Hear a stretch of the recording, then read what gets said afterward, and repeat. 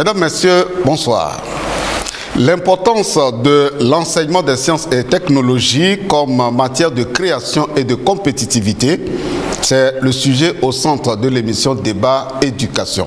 Comme vous le savez, l'émission Débat Éducation est en 3 rubriques. Débat thématique avec un invité, Actu Éducation et Agenda Éducation. Nous nous retrouvons dans le débat thématique dans un instant après ce jingle.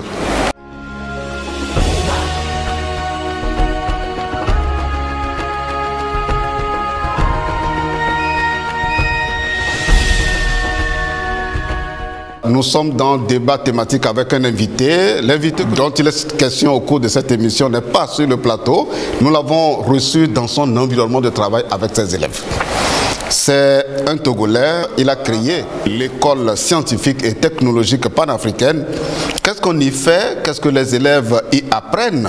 Eh bien, nous le saurons dans un instant.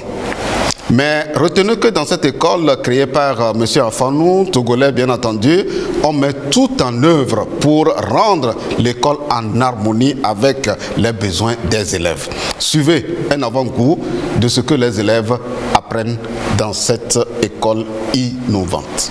Un décollage d'hélicoptère, c'est quelque chose qui est relativement très simple en fait. Donc il n'y a que ces pales, vous avez 4 pales ici dans leur aspiration en fait, crée une dépression et donc il fait qu'à un moment donné, l'appareil est obligé en fait de quitter le sol. Je prends l'exemple de Yuri Alexeyevich Gagarin, le fameux cosmonaute russe que tout le monde connaît en fait. Yuri Gagarin avait décidé à 9 ans de devenir pilote d'avion. 9 ans parce que son maître de CM2 montait des maquettes d'hélicoptères devant lui. L'enfant de 9 ans était hébété et il a choisi de devenir pilote d'avion. Tout le monde connaît sa carrière. Il était devenu mécanicien d'avion, pilote d'avion et cosmonaute russe en fait. Donc vous devez mettre les élèves devant la réalisation très tôt en fait. Il ne faut pas rester dans l'imagination, mais il faut qu'ils voient, il faut qu'ils touchent, il faut qu'ils matérialisent. C'est ça qui permet à l'élève d'avoir une intuition, d'avoir une innovation, d'avoir un rêve et de se projeter dans l'avenir. Mettre à la disposition des élèves et des enseignants le matériel pédagogique dont ils ont besoin pour toucher, pour manipuler, pour faire des montages, fabriquer ce dont on a besoin, eh bien, c'est le principe de cette école des sciences et technologies. Monsieur Afanou de OPEM nous explique pourquoi les élèves sont quelquefois ennuyés à l'école et même à la maison. Quand on rentre dans OPEM, ce qu'on trouve, c'est ce laboratoire. C'est cet environnement d'enseignement des sciences. On n'enseigne pas des sciences entre 4 murs, des élèves, un enseignant et un tableau noir. Vous voyez l'environnement dans lequel nous sommes. La science doit être ramenée à l'évidence, c'est-à-dire le matériel scientifique doit être à portée de main. Pour que quand je parle, j'explique un cours et que l'enfant ne comprend pas, je prends le matériel et je fais les démonstrations directement. Le cours de science que vous prenez un tout petit peu en France, en Belgique, aux États-Unis ou ailleurs en Chine, les cours de science se donnent dans un laboratoire. On ne donne pas un cours de science dans 4 murs en fait. Donc vous voyez l'environnement dans lequel nous donnons le cours et c'est très important. C'est très important. Il faut avoir le matériel, tout ce qui est important pour la transformation des principes physico-mathématiques en réalité. Il faut l'avoir à portée de main dans la salle de classe, dans le laboratoire. Parce que si vous l'avez loin, bon, on reporte et donc l'enfant ne comprend pas. Ce que l'enfant n'a pas compris, il faut lui montrer ça concrètement. Il faut qu'il manipule. Et ça, un cours de science se donne dans le laboratoire. Et les profs n'hésitent pas en fait à switcher de la théorie vers la pratique et à ramener les élèves eux-mêmes en groupe à commencer à manipuler. On est ici dans les sciences et on ne veut pas rester dans un enseignement cyclique ou dans un enseignement superficiel de la science. Mais on est en profondeur de l'enseignement scientifique. L'enfant doit comprendre, il doit comprendre jusqu'au rudiment en fait, de la science. Le but, ce n'est pas de comprendre, mais c'est de pouvoir utiliser le savoir pour améliorer, pour changer, pour développer, pour créer en fait.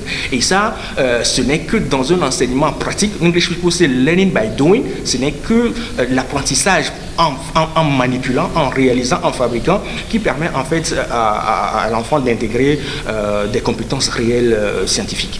À OPEM, l'école des sciences et technologies, une fille en classe de 6e a pu monter un circuit électrique, alors que dans la plupart de nos écoles, eh bien, tout est dessiné sur les tableaux. Et donc, nous allons suivre ce que cette fille-là a présenté. Je vais vous parler du montage de 2 ampoules en série. Montage.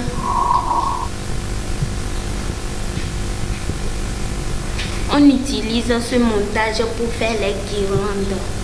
Pour faire le montage, j'ai besoin du générateur qui a 2 bornes, la borne positive et la borne négative. J'ai besoin des 2 lampes que je vais placer en série. J'ai besoin des fils conducteurs et des pinces crocodiles. J'ai besoin d'interrupteurs. Maintenant, je vais faire le schéma de 2 ampoules en série. Après, je dessine la première lampe. Après, la deuxième lampe.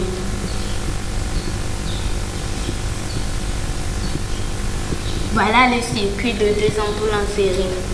Je vais faire le sens du courant. Si je ferme l'interrupteur, le courant sort de la borne positive du générateur et va à l'interrupteur. Après ça, quitte l'interrupteur et va à la première lampe. Après ça, sort de la première lampe et va à la deuxième lampe. À la sortie de la deuxième lampe, ça retourne au générateur de la borne négative. Maintenant, je vais passer à la pratique. Je quitte la première lampe, je vais à la deuxième lampe.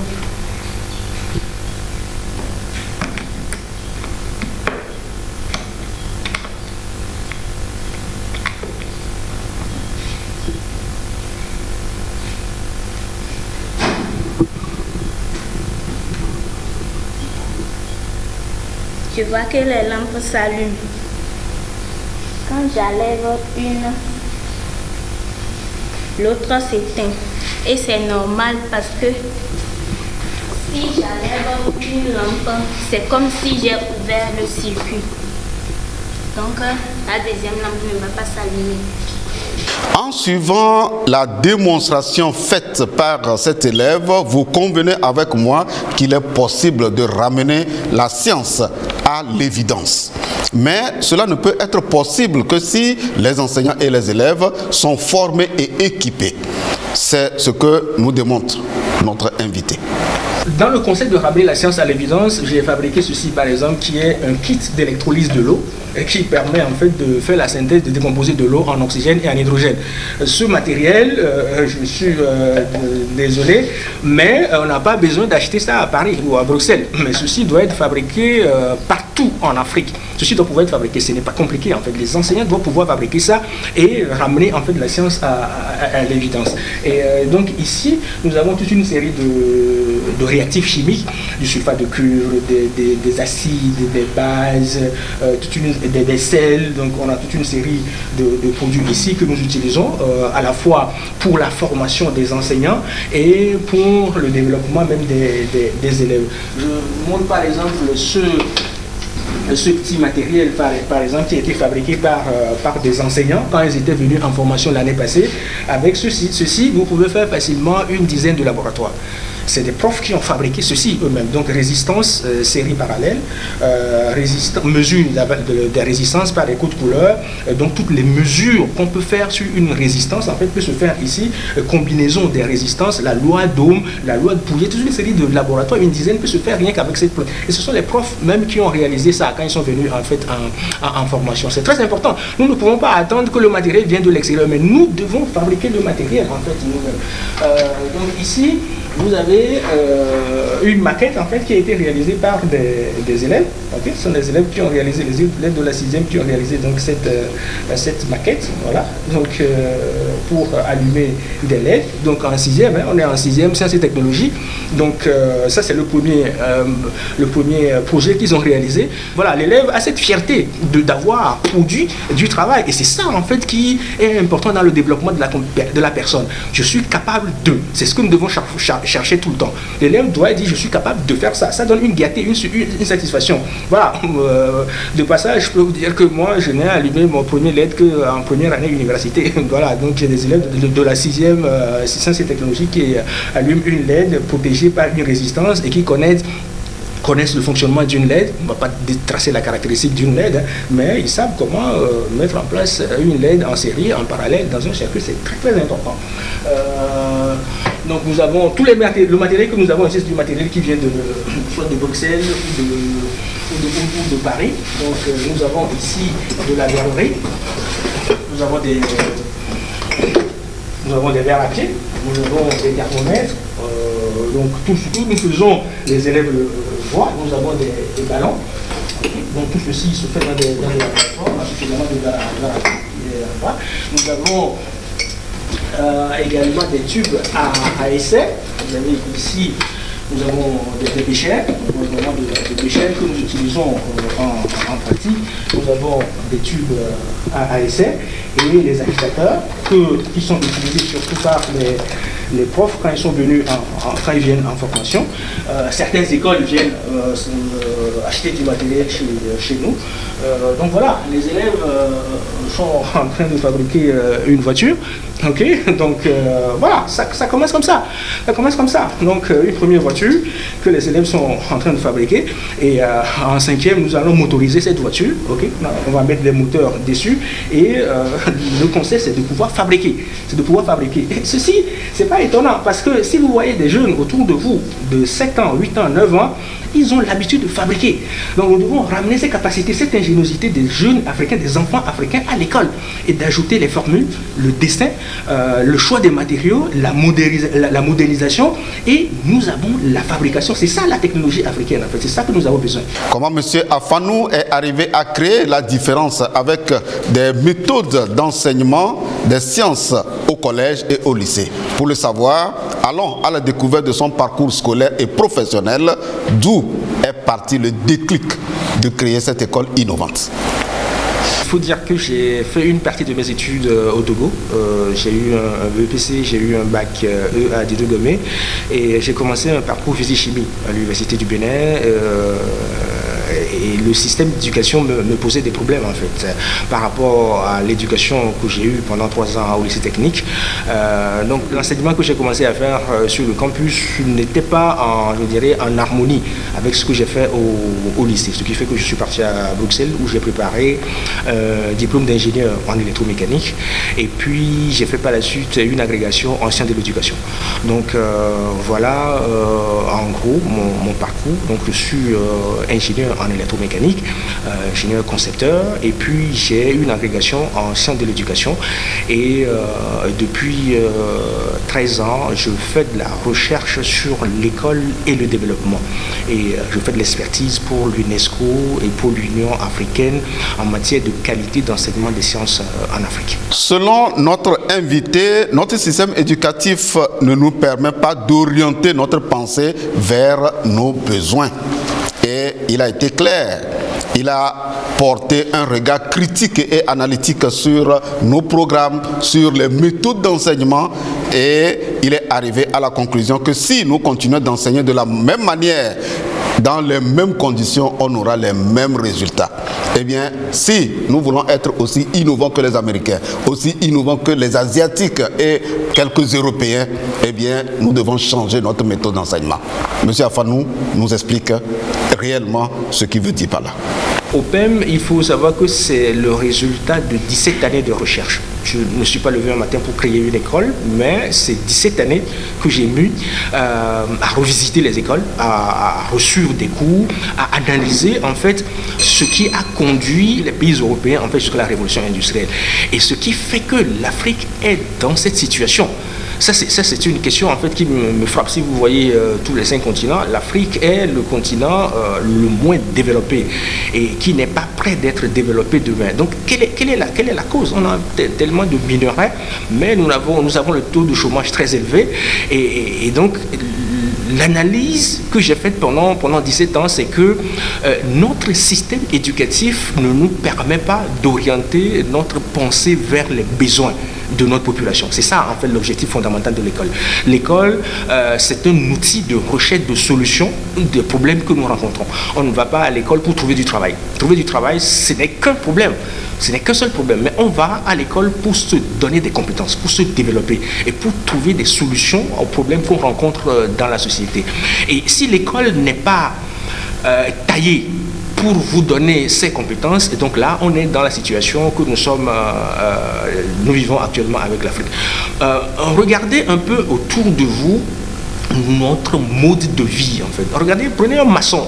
Regardez comment est-ce qu'un maçon s'efforce pour pouvoir transformer 10 paquets de ciment en briques à longueur de journée, en fait. Est-ce qu'il n'y a pas une façon de le faire plus simplement? Ça fait des années que le maçon fait ses briques de la même façon, en fait. Mais on ne sait pas. On ne s'est jamais posé la question de savoir, mais est-ce qu'il n'y a pas une autre façon que le maçon travaille et qu'au lieu de 10 paquets par jour, qu'il fasse 1 tonne ou 2 tonnes par jour? Regardez le menuisier autour de vous, un menuisier qui s'active en fait à réaliser une garde-robe gigantesque, en fait, presque en une pièce, et qu'on a du mal à ramener dans la chambre à coucher, et surtout si ces chambres à coucher se trouvent à l'étage, en fait. Est-ce qu'il n'y a pas une autre façon de réfléchir pour faire ces garde-robes en pièces détachées, et les ramener en haut et les assembler? Regardez autour de vous, l'outil que nous utilisons le plus pour cultiver le sol, c'est la houe. Cet outil date de plus de 200 ans, ça a été inventé par les Égyptiens. Plus de 70% des populations africaines sont actives dans l'agriculture. Est-ce qu'il n'est pas possible de trouver un autre outil plus simple et qui facilitera moins le corps humain et qui va augmenter la surface cultivable? Ça, ce ne sont que des questions interminables. Notre mode de vie n'est pas automatisé. Pour que notre mode de vie soit automatisé, il faut que l'école permette en fait un retour de l'esprit sur ses besoins, un retour de la pensée sur ses besoins quotidiens. Et c'est ça qui a créé la différence au niveau de l'école européenne, l'école américaine et puis l'école chinoise. Et en Afrique, on n'a pas ça. Donc ce qui fait que j'ai mis en place cette structure qui est donc un centre de développement des sciences par excellence où on ramène ici la science à l'évidence et on implémente le savoir pour que les jeunes qui sortiront d'ici, ils ne vont pas chercher du travail, mais ils vont créer du travail. Ici, on est dans un processus de création d'emplois. Comme il a si bien dit, eh bien, nous devons être capables de produire ce dont nous avons besoin. Dans son école, il a démontré un dispositif de chemin de fer où tout est mécanisé et automatisé. Le troisième projet ici, c'est une signalisation barrière. Vous avez plusieurs endroits dans ce pays où on a des chemins de fer qui traversent les voies, les routes en fait, et il faut mettre en place un système automatique pour que quand le train arrive, par exemple, à partir de 5 km ou peut-être même 10 km, il y a une barrière qui coupe la voie et empêche que les voitures ne traversent pas quand le train passe. Donc ici, vous avez une signalisation alternative en fait qui vous signale, en fait qui vous dit de faire attention, il y a un chemin de fer devant et quand le train arrive à un niveau, à un moment donné, donc je démarre ce moteur qui va donc abaisser une barrière pour pouvoir empêcher les voitures de circuler. Donc voilà, c'est un ensemble complet. Ces signalisations, nous devons pouvoir les mettre partout où il y a des chemins de fer qui traversent en fait les voies routières en fait. Et c'est très important parce que ceci doit se faire chez nous, par nous-mêmes. Parce que si vous allez de solliciter une entreprise chinoise, française ou américaine, je n'ai rien contre ceux-là, mais je dis le Togo d'abord pour moi. Donc, si vous sollicitez les entreprises étrangères pour venir vous installer ceci, mais quand ça tombe en panne, vous êtes obligé de les appeler. Et donc, nous restons dans cette dépendance qui n'est pas une création du savoir, qui n'est pas une appropriation de technologie. Nous devons approprier nos technologies. Nous devons créer en fait notre besoin. Et quand ça tombe en panne, nous sommes en mesure, nous avons ici des techniciens capables de pouvoir le réparer. Et c'est ça. Donc ceci, c'est un programme Arduino que nous injectons dans une carte et avec un transistor, nous faisons démarrer donc un moteur et il suffit donc d'un bras pour pouvoir fermer une route et libérer la route à partir du moment où le train est passé en fait. Avec des capteurs, nous avons une installation complètement opérationnelle. Ici, dans le laboratoire, nous allons voir certains projets projet concret que les élèves réalisent ici. Ici, vous avez un feu tricolore. Un feu tricolore qui est piloté par une carte Arduino, en fait. Donc, ce feu tricolore, c'est vrai que ce sont des LED que nous allumons d'une façon alternative pour en faire des feux tricolores. Mais nous sortons ici avec un signal et que nous envoyons sur un relais et nous allumons une ampoule de 220 volts, typiquement comme ce que les feux tricolores que vous voyez en circulation.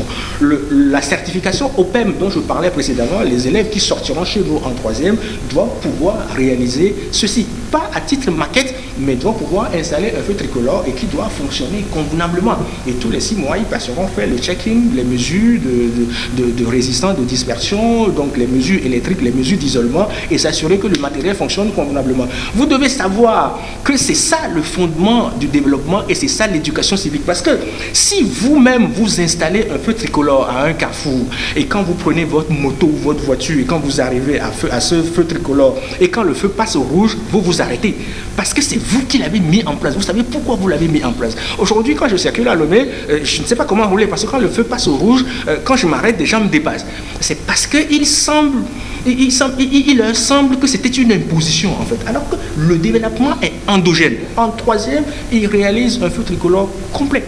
Ramener la science à l'évidence signifie qu'il faut ramener le matériel de manipulation à portée de main. C'est ce qui facilitera la compréhension, c'est ce qui facilitera l'appropriation, n'est-ce pas, des transferts de compétences par aussi bien les élèves que les enseignants. On retrouve notre invité, M. Afande. Pour allumer une ampoule, c'est quelque chose qu'on peut montrer dans toutes les écoles. Dans les écoles, dans les collèges, dans tout ce pays, on doit pouvoir allumer une ampoule. Mais on dit qu'on n'a pas de socket. On n'a pas de socket, voilà ce que nous avons fabriqué. Nous avons fabriqué 2 sockets que nous utilisons pour pouvoir allumer une ampoule. Voilà, je n'ai pas besoin d'aller acheter du socket. Le concept OPEM, c'est que nous n'achetons que ce que nous ne pouvons pas fabriquer, du moins pour l'instant. Tout ce que nous pouvons fabriquer, nous le fabriquons. La verrerie, par exemple, pour l'instant, nous ne le fabriquons pas, donc nous l'achetons. Mais tout ce que nous pouvons fabriquer, quand je vois le principe, je dis, mais est-ce que je ne peux pas faire ça? Donc avec ça, est-ce que vous allez me dire qu'au Togo, on ne peut pas fabriquer ça?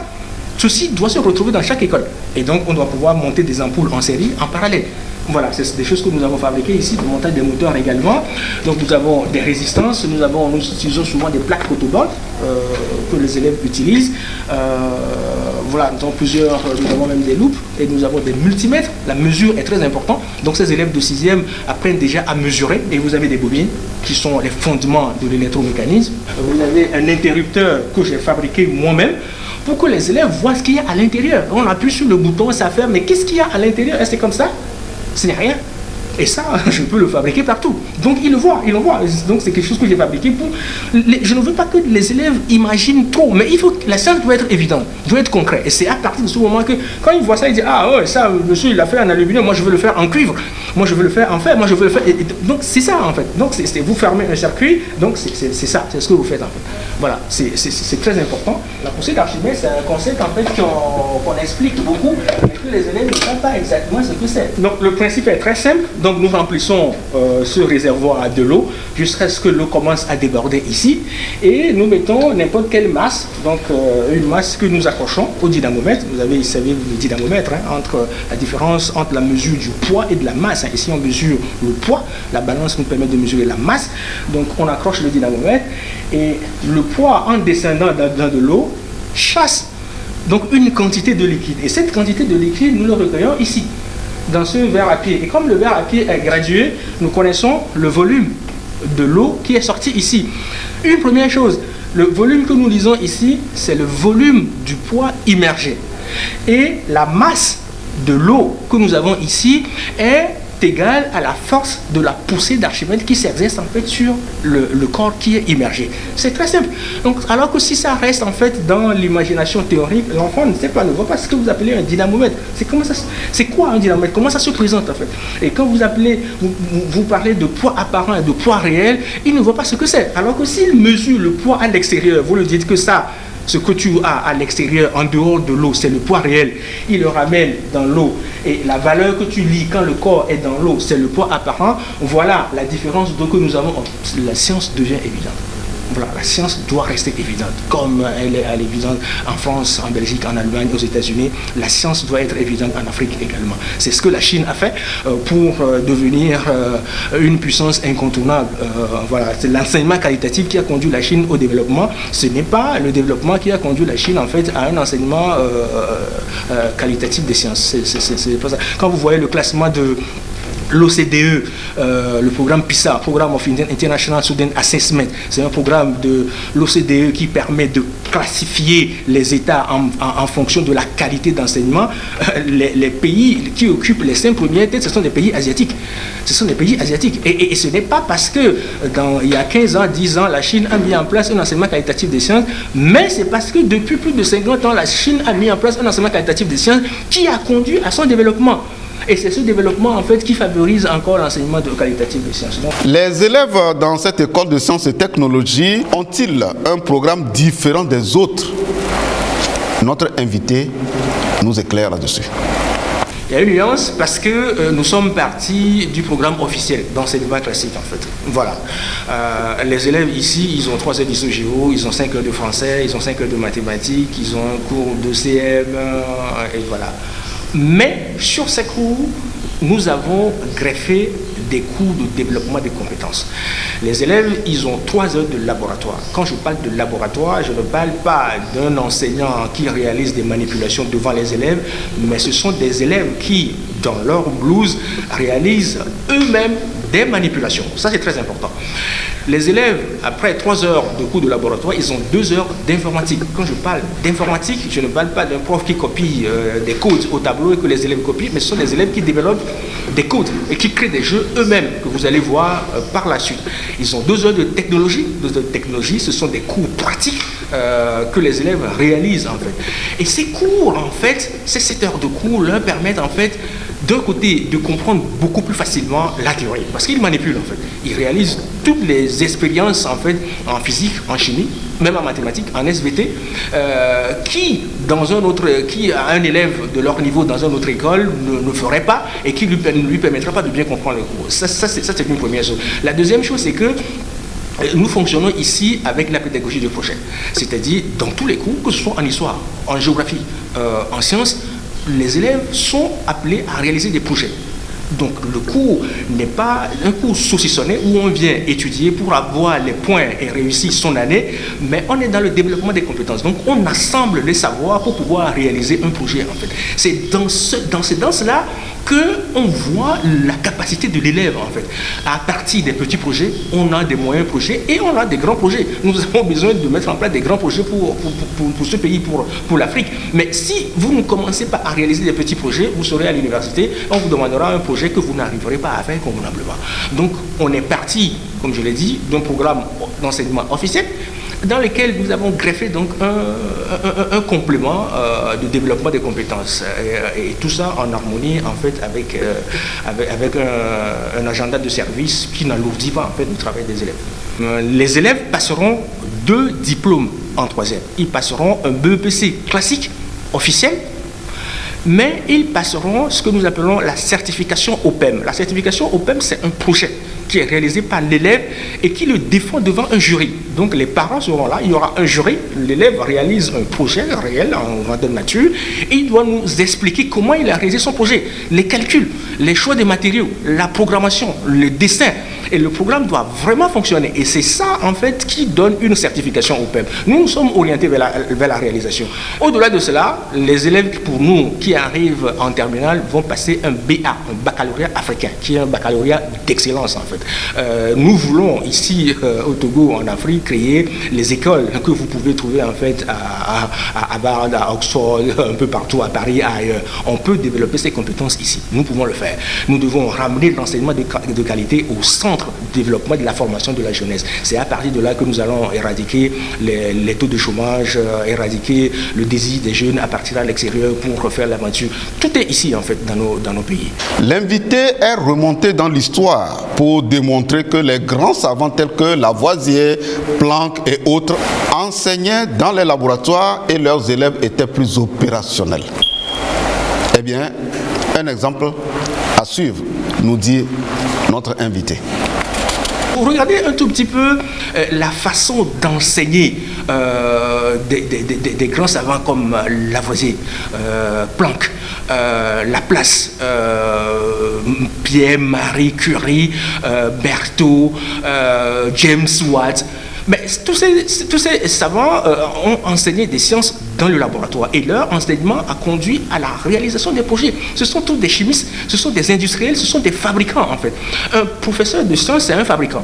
Vous ne pouvez pas coucher des cours littéraires sur le tableau et puis partir pour dire vous avez donné un cours de mathématiques, de physique, de chimie, ce n'est pas ça. Là, vous mettez les enfants en déroute. Qu'est-ce qui explique le taux élevé de chômage au Togo et dans plusieurs pays? Quelle est la part de l'éducation dans ce problème? Eh bien, notre invité a fait une analyse de la situation et nous dit clairement les vraies raisons qui font que, eh bien, notre système éducatif, à l'état actuel, ne peut produire que des chômeurs. Retrouvons M. Afan. Vous aviez vraiment souligné que les enfants finissent de fréquenter, ils restent sur le dos des parents. Je prends les statistiques, les dernières statistiques de la Banque mondiale. La Banque mondiale dit que l'Afrique a besoin de 2,5 millions d'ingénieurs. Ça, c'est des statistiques de la Banque mondiale. À OPEM, on se dit, quelles sont les compétences qu'auront ces ingénieurs? Voilà. Est-ce que ce sont des ingénieurs classiques, comme ce qu'on connaît jusque-là, qui sortent des écoles classiques, ou ce sont des ingénieurs qui sont capables, évidemment, de créer de l'emploi? Ça, c'est une première question. La même étude dit que plus de 30% des jeunes nantis d'un bac plus 3 sont au chômage. Et c'est ça, les élèves qui terminent les études et qui restent sur le dos de leurs parents. Donc en fait, le chômage ne frappe pas des gens qui n'ont pas été à l'école, mais des gens qui ont un bac plus 3 qui sont au chômage. Ça veut dire que l'école n'est pas adaptée avec le besoin de l'emploi. Voilà, ça c'est très important. C'est des domaines sur lesquels nous travaillons. Et donc ça, c'est difficile de mettre un enfant à l'école et qui sort une licence et puis après qui fait du zémijan ou qui fait du porte-à-porte pour vendre du téléphone portable. Ça, on n'a pas besoin de sortir licence ou licencié ou master pour pouvoir faire cela. Donc c'est très important d'orienter les élèves en fait. Ce qui fait que OPEM en fait c'est une école entreprise. En dehors de l'enseignement qualitatif des sciences que nous prenons ici, de la 6e jusqu'au diplôme d'ingénieur, nous allons même ouvrir une école primaire où nous ferons l'éveil scientifique pour préparer le terrain immédiatement. OPEM a plusieurs services. Nous travaillons sur l'orientation scolaire. Nous aidons les élèves dans un processus technique pour leur permettre en fait de faire un choix de leur cursus scolaire. C'est très important.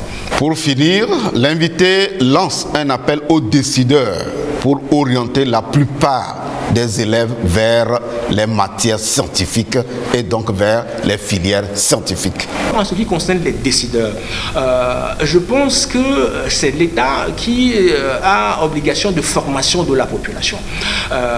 Parce que pour développer, il faut la ressource humaine. Si vous n'avez pas la ressource humaine, vous ne pouvez pas développer. Et la ressource humaine, ce ne sont pas les hommes et les femmes qui peuplent un pays, mais c'est ce que ces hommes et femmes, ils ont dans leur tête, ils ont dans la pensée. C'est la matière grise en fait. La matière grise ne se forme nulle part ailleurs qu'à l'école. Ça, c'est très important. Donc, les décideurs, ce que je demande, c'est qu'ils s'inspirent en fait de ce que nous faisons, parce que ce projet n'est pas un fruit du hasard, c'est 17 années de recherche et ça doit pouvoir servir. D'autres pays en utilisent fondamentalement et c'est dommage que le pays en fait où j'ai vu le jour ne puisse pas profiter suffisamment. Donc, voilà, je les appelle en fait à venir observer, à voir concrètement ce que nous faisons ici, afin de pouvoir l'étendre le plus que possible. Les jeunes Togolais et Africains sont très ingénieux, ils sont très talentueux, il faut ramener le savoir à leur niveau. Il faut adapter le savoir par rapport aux besoins africains. Donc il faut faire en sorte que l'enseignement, ce que nous faisons ici, ne soit pas limité au niveau de Lomé, mais que ça puisse voir le jour pour que dans ce pays, nous puissions sortir des cadres capables en fait de rivaliser avec tout ce qu'on voit à la NASA, un peu partout. C'est ceux qui fabriquent. Et nous, il n'y a pas de différence. La seule chose, c'est qu'ils ont su développer leur savoir, mais nous ne développons pas nos savoirs. C'est très important. C'est pas que nous n'avons pas le savoir, mais nous développons. Nous ne savons pas que c'est à partir du savoir qu'on doit pouvoir développer nos pays. En fait, c'est très important. Plus de 70% de la population africaine a moins de 30 ans. Si vous prenez je dirais, de l'avance, et que vous canalisez ces jeunes dans une bonne formation, dans une bonne éducation, vous créez de la ressource humaine, en fait, qui est la plus-value, qui permet, en fait, au pays de se développer. Donc, l'école est le fondement du développement. Et c'est très important pour que nous revoyions, en fait, notre méthode d'enseignement des sciences et que nous définissons à longue échéance, en fait, un avenir pour les jeunes. J'espère que vous avez retenu beaucoup de choses de notre invité, M. Afanou. Nous l'encourageons vivement à persévérer, à faire en sorte que cette innovation puisse toucher la plupart de nos écoles, collèges et lycées, afin que les enfants qui sortent du système soient des entrepreneurs capables de créer, capables de s'installer à leur propre compte pour entreprendre et transformer le milieu, comme le dit la réforme de 1975. Nous avons donc fini avec la rubrique débat thématique avec un invité. Je cède maintenant la place à ma collègue Dodo qui va nous présenter les deux dernières rubriques, Actu Éducation et Agenda Éducation.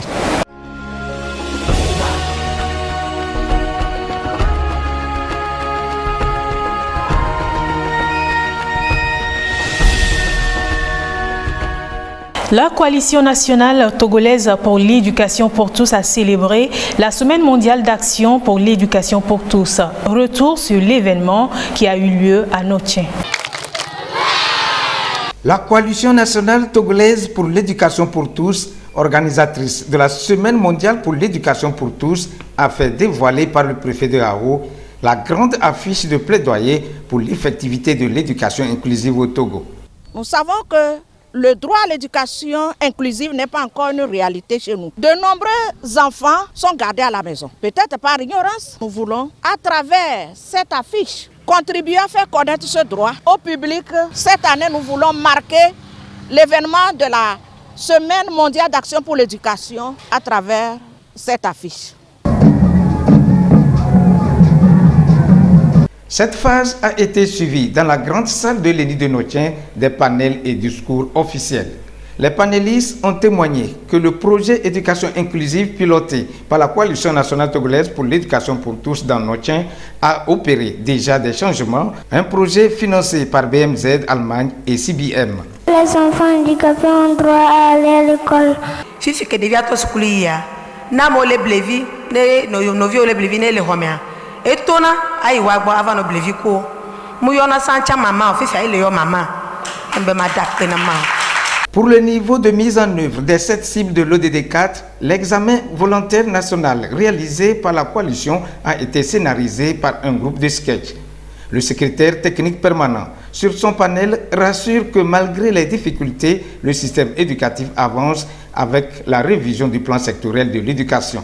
Cette révision donc va prendre en compte les différents aspects de l'ODD 4, notamment la question de l'inclusion, la question de la qualité qui était déjà dans l'ancien ODD, la question du genre qui est une préoccupation majeure actuellement.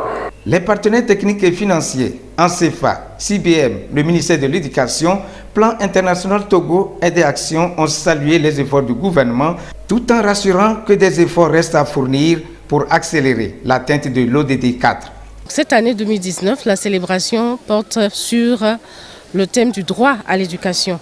Donc faire en sorte que l'éducation inclusive et équitable de qualité soit une réalité. Au Togo, on remarque qu'il y a une vraie volonté politique de faire de l'éducation inclusive la réalité.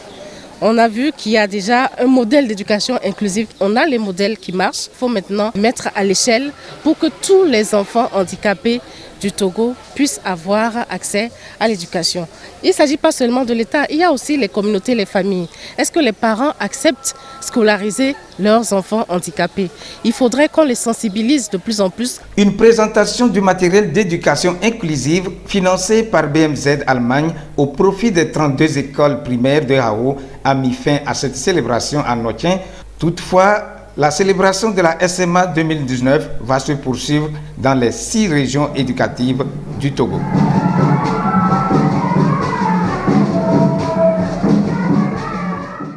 Dans le souci d'informer les jeunes et leurs parents sur l'orientation scolaire et professionnelle, la Coalition nationale pour l'éducation pour tous a organisé un atelier sur l'orientation, l'employabilité, le travail décent à l'endroit de ses membres. Reportage. Bien faire son travail. Elles sont des organisations de jeunes membres de la Coalition nationale togolaise pour l'éducation pour tous. Venus de toutes les régions du Togo, les OSCE ont été outillés par les spécialistes en orientation scolaire et professionnelle. Un atelier que trouvent pertinent les participants. Il faut communiquer avec l'enfant pour savoir qu'est-ce que cet enfant-là veut faire de sa vie. Qu'est-ce qu'elle veut devenir. Lorsqu'on n'a pas ces capacités de l'orientation, il y a des spécialistes.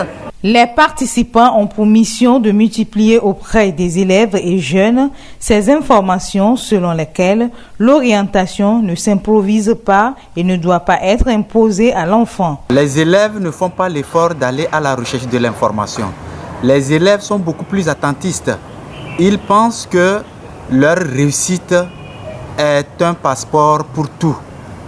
Ils doivent se rendre compte que chaque réussite est un point de départ et pour bien réussir, il faut avoir suffisamment les informations indispensables pour parcourir le chemin qui leur reste. En ce qui concerne les parents parfois manquent de contact avec leurs enfants. Également, ils manquent aussi de présenter ce qu'ils sont, ce qu'ils font comme travail à leurs enfants. Les enfants doivent connaître le métier du parent. Ils ne doivent pas choisir à la place de l'enfant. Ils doivent aider plutôt l'enfant à faire son choix. Quant aux enseignants, nous recommandons vivement l'objectivité dans leur évaluation. Cet atelier, selon la Coalition pour l'éducation pour tous, est une contribution à combler le déficit d'information sur les questions d'orientation scolaire et de l'employabilité. Le Togo s'apprête à reviser son plan sectoriel de l'éducation PSE. Une revue nationale du secteur de l'éducation s'est tenue au lycée scientifique en juillet dernier. Reportage. Un système éducatif plus performant, c'est ce à quoi le gouvernement togolais et ses partenaires internationaux et acteurs de l'éducation aspirent à cette rencontre de réflexion annuelle. Ici, ils vont poser les bases de l'éducation à travers les stratégies de développement en vue d'une éducation plus inclusive qui répond aux défis de l'heure. On a constaté que les plus pauvres, surtout dans les zones rurales, ont beaucoup de chances à ne pas atteindre les cycles supérieurs du système éducatif. On a remarqué également que les filles sont moins nombreuses à atteindre les niveaux supérieurs d'éducation. Pratiquement la moitié de nos enfants qui réussissent au CEPD n'ont pas les compétences nécessaires qu'on devrait avoir en classe de CM2. Un tiers de nos élèves qui obtient le BEPC n'a pas les compétences qu'on devrait avoir en classe de 3e. Et ça pose un problème de qualité. On a constaté qu'il y a un grand nombre d'enseignants qui n'ont pas les qualifications requises. Il s'agit surtout des enseignants volontaires qui représentent environ 42% du corps enseignant dans notre pays, ce qui nous pose d'énormes problèmes de qualité. Pendant 3 jours, les travaux de la revue sectorielle conjointe consultative 2019 vont porter sur les principaux résultats du diagnostic sectoriel lancé le 4 septembre 2018 pour mieux identifier les freins et appréhender les difficultés auxquelles sont confrontés le 10 secteurs. 2 rencontres de consultation sont prévues pour les apprenants et 3 jours de consultation régionale pour des acteurs et partenaires dans les jours à venir.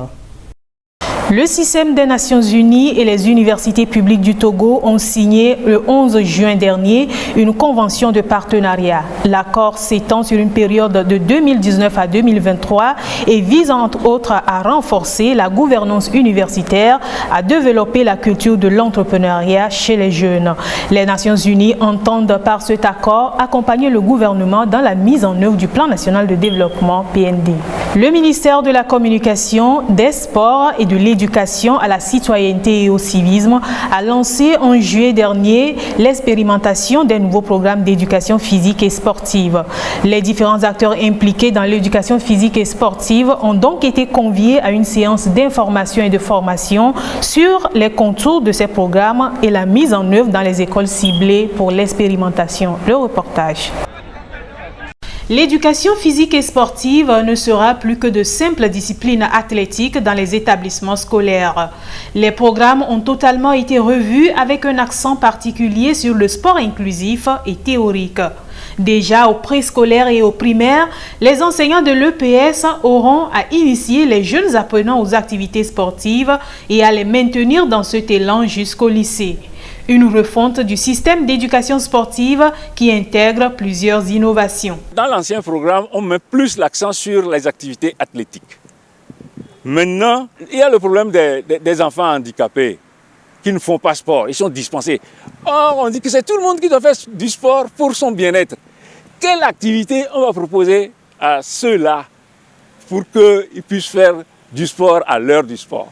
Donc, nous avons revu les cycles même par rapport au cycle traditionnel qu'il y a au Togo, pour que ce soit une logique fondamentale qui aille du préscolaire jusqu'en terminale. Et le contenu que nous avons proposé, c'est la deuxième innovation, nous amène à, ce n'est plus 2 heures d'EPS par semaine, mais 3.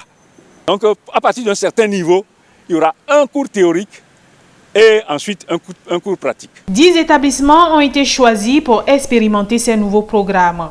Les élèves feront désormais du sport, non pas seulement pour gagner des points, mais aussi pour leur propre santé.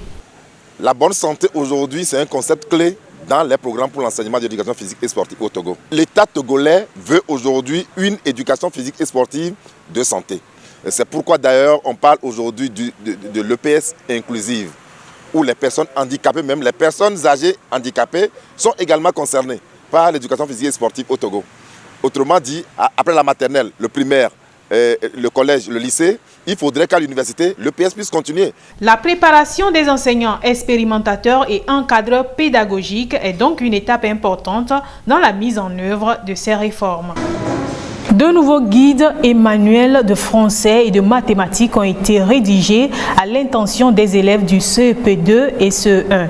Ces nouveaux outils didactiques sont conçus de manière à rendre les programmes plus pertinents et permettent aux élèves de mieux assimiler les cours. Les jeunes instituteurs du Grand Cloto se sont appropriés en juillet dernier ces nouveaux manuels.